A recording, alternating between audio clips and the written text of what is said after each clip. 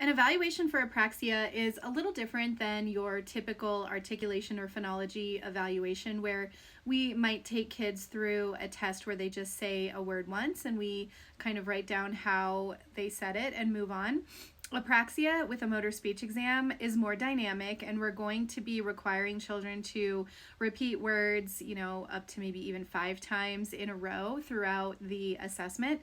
And we're looking for characteristics of apraxia. So these include inconsistent errors. So, for example, if I gave a child a word, microscope, to say, for example, and I said, okay, now say microscope 3 times.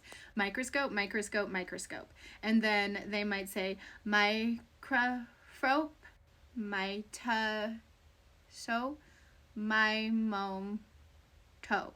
So they would have said that word 3 different ways. You can see excessive pausing, hesitation. You can almost see how the motor plan for that word is difficult.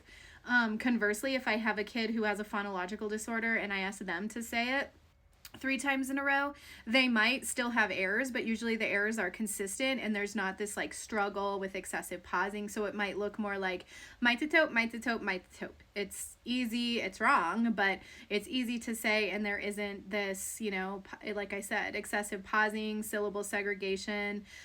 We call it inappropriate stress. So, mitatope, that's equal syllabic stress, where let's just say they still said it that way with with normal stress, it'd be like mitatope, mitatope. So a kid with apraxia is going to have a hard time with all of that. You might see groping where they seem to be looking for the word. So I say microscope 3 times. They might be like mitatope. So you kind of see their articulators searching for the right placement. That's another thing that we would be observing.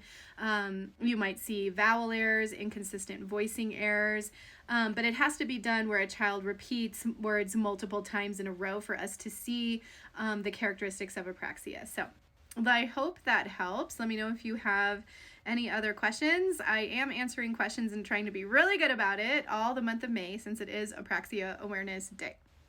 Like and follow for more if you like content like this.